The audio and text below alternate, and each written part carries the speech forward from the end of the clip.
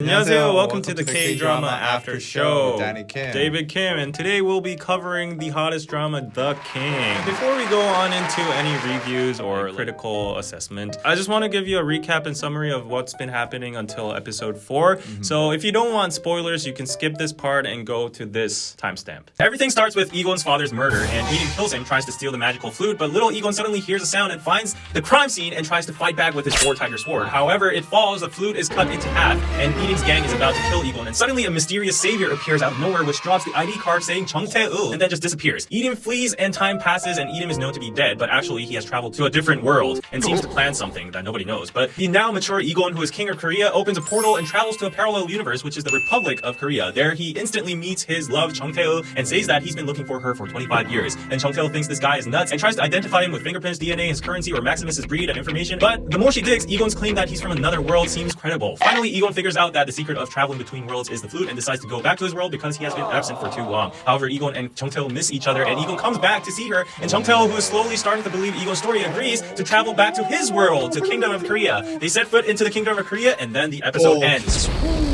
Okay, so now on to the review. So far, I think the overall concept is interesting. I like the integrity of the setting of the alternative world. I like the fact that the capital is in Busan, represent Busan, having a symbolic meaning to guard Korea from Japan because Busan is like geographically closest to Japan. But the parallel world concept is a little confusing. We already know that the key is the flute to time travel, but we still don't know that much about time freezing and the side effects and all. And also, especially regarding Eden, the villain, I don't know what he's scheming. I don't know what he's up to. Like, I don't know what his character is yet. And also, I found it kind of confusing how there's a lot of different stories going on at once. Yeah. And because with the added element of parallel universes, it's very, very confusing. Oh, yeah. It seems like an omnibus. Different worlds and different characters. I'm not the only one confused. Yeah. It's hard to process, and I've heard a lot of comments from like older people, like my mom, and she's like, oh, so what's happening? I didn't really understand the entire story with the police officers trying to find this like mafia thing. Oh, yeah. Like, So like, that's totally irrelevant. Yeah, right I'm now. like, why is this story even here? But I think that's going to be connected to Eden or like some crime case in the future. But for me, I really like the parallel universe setting itself. I find that very interesting. But the fact that there's so much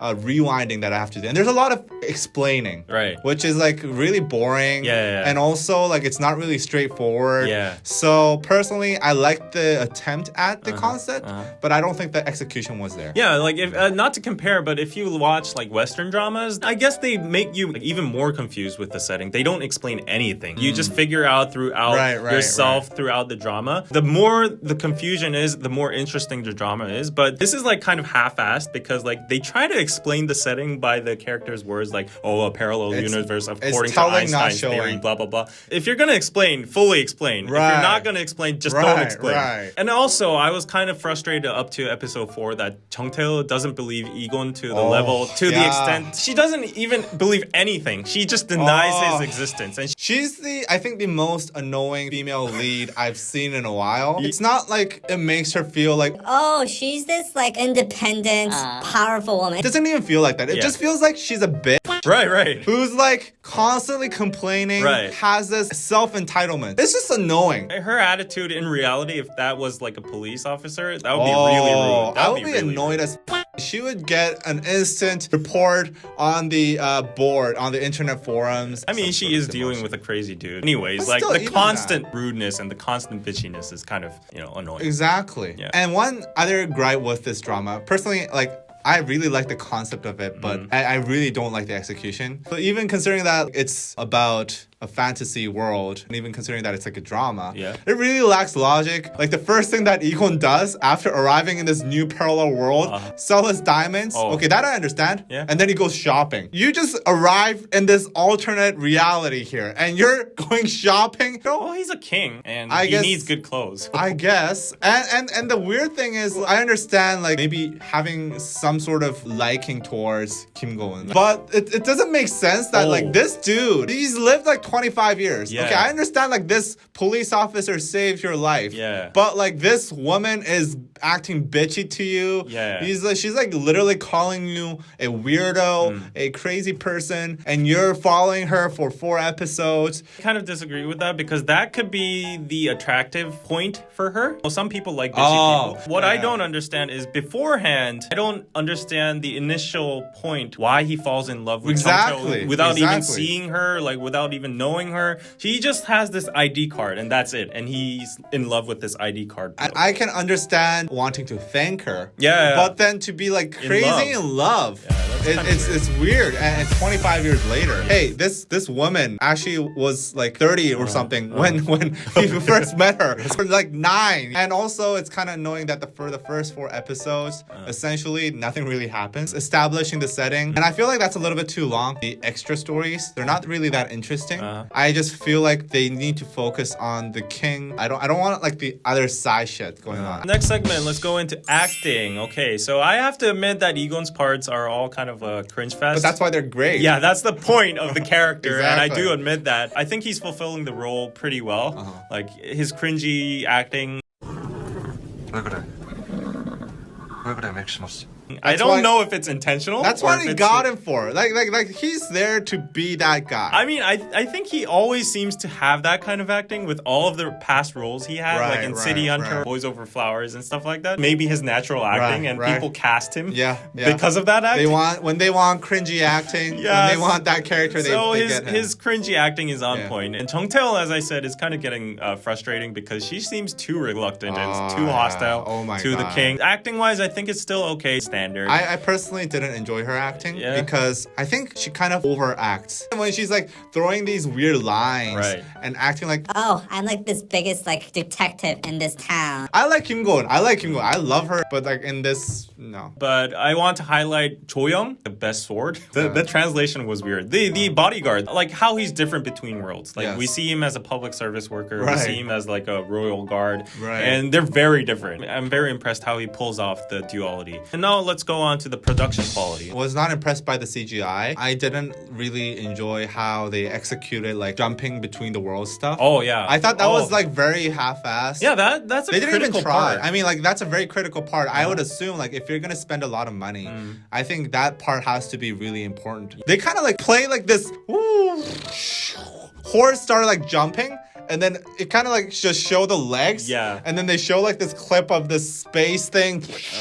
And then that was it. I do appreciate the setting, the palace, the designs itself. I really like that. Yeah. But that's what I would imagine maybe Korea to be if it still had a king. But actually, you know, that part got criticized because like it's too Japanese. Yeah, they didn't do the research and use Japanese architecture. And Netflix had to change that into like a Korean style. I was impressed with the Gwanghwamun and the yellow autumn park scene. It was very pretty. I like the mise-en-scène of the palace really and nice. like the interior and I like the shots when the time stops, the matrix techniques. Arthdal Chronicles have better CGI than this. No? I don't At least from the screenshots that I see. Both have bad CGI. So critical assessment, time to throw some bombs at this show. I spotted some misogyny. Did you not recognize? Well, there was the other way around. Misandry. There was a scene that was actually a big controversy in the first episode. Changtae, who was saying like, they were like looking at some men and they were like, oh, it's better when men wear less clothes. And that became a bigger controversy. Well, I guess they level off because the misogyny I spotted, in my standard, it was bigger than that because like suddenly, you know, Egon travels time and then suddenly he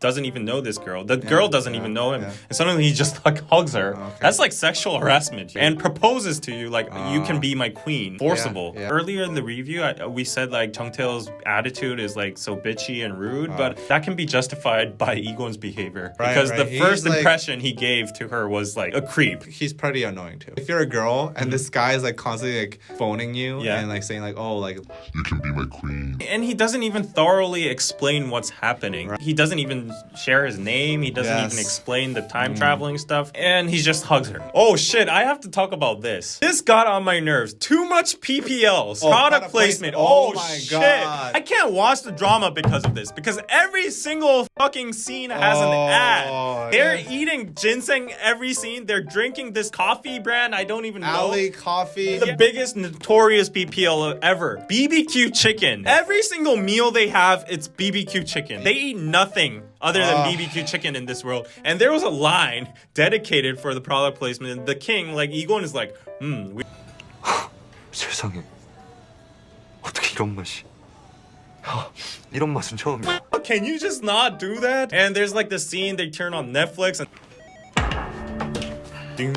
that scene. Jung Tae-woo is like, oh, my car is broken, and you have to open the bonnet, and it shows the whole car. Korean dramas have a lot of product placement these days. Oh, this is too obnoxious. This is like, oh my goodness. You gotta be kidding me. Breaks the tension. It just breaks the feel, everything. But I'm wondering, like, for foreigner viewers, they won't know the brands. I feel like they wouldn't notice the product placement as much as we do. They'll probably think like Koreans eat a lot of chicken. And a lot of ginseng. Okay, let's move on to the predictions and questions we got. So what will happen next week? What do you think? So I have a handful of predictions. Jung Tae will be first denying and then becoming interested in the parallel world. She'll be like, oh, what is this magical kingdom? And then she'll be slowly losing the annoying detective persona. Oh yeah. I personally feel like she's gonna be like, oh, she's opening up her heart. And let's drop that. Yeah, please. Come on, man. Like, fall in love already. Shut up, man. And a love triangle between Taylor, Egon, and Choyoung will form. Because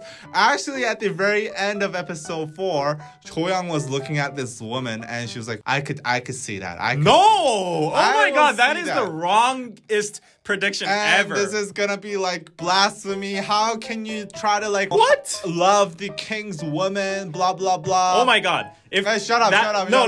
I know what you're gonna say. The prime minister is also gonna join in. The prime minister is going to be the love triangle here, my whole story, and the other detective dude was going to be the love triangle here. I know. Those are the obvious triangles. Choyoung is out of the loop. No. Kang Shin-jae will be looking for Taylor while of course she's gone, and he'll be looking to arrest Egon as soon as he comes back to the world that Kang Shin-jae is in. He's already jealous of Egon. And then Kang Shin-jae is gonna be like, cue sad music, and he's gonna be drinking alone at BBQ. He's gonna go dark again? He's gonna go BBQ. Oh yeah, he's gonna go to BBQ and drink the alone. mafia. Meanwhile, Koo Seol-ryung, the prime minister, will find out about Egon's whereabouts because he's gone so much. And she herself will be traveling to the parallel world somehow, making a love pentagon with Egon, Taylor, Kang Shin-jae, herself, and Choyoung. Love pentagon? And then Irim will meet Egon in the parallel world and have confirmation that his theory about time stopping when someone travels through the gates is true, and they will confront, and a storyline involving the two outsmarting each other will begin, which is, I think, the point where the drama will become actually interesting. It's going to be interesting. We've been shitting on this drama for like 20 minutes here. Everyone's been shitting on this drama. But I think that's the attractiveness of Korean dramas, is that it's like eating poo. You really don't like it, but then you keep eating it. You keep looking for that poo. It's like the cheesiest shit ever. I remember one of the lines being Taylor's car broke down. She calls Egon, and Egon's like, tie your hair, get a bottle of water, and open the hood of your car. Taylor does that, and she's like, oh, now what? And then Egon's like, now you wait for me. Because that's all you're gonna do.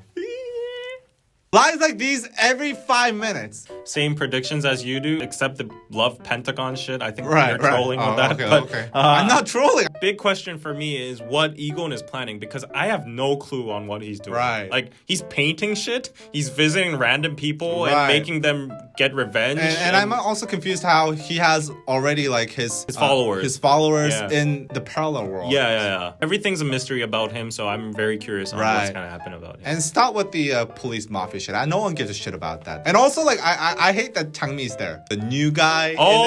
He's so annoying. He's the comic relief. I really didn't like Netflix's translation of Changmi to literally Changmi. Like, they should call him Rose. That's how you should perceive it. Tell me your predictions, guys, on what's gonna happen. Let's eat more poo. We would like to hear your theories in the comments. Let's make a whole K-drama The King subreddit in the comments. I think this will be a weekly or maybe a bi-weekly thing where we talk about The King. We chose this drama. Hope we do this again next week. Hope the ratings go up, so I don't we can think. keep on I doing don't know. it. Or maybe we can switch to the married world. Or Watch the world of the married. yeah, if this doesn't get views, let's switch to the married world. Woo! Okay. Bye. Bye. Patreon.com/DKDKTV.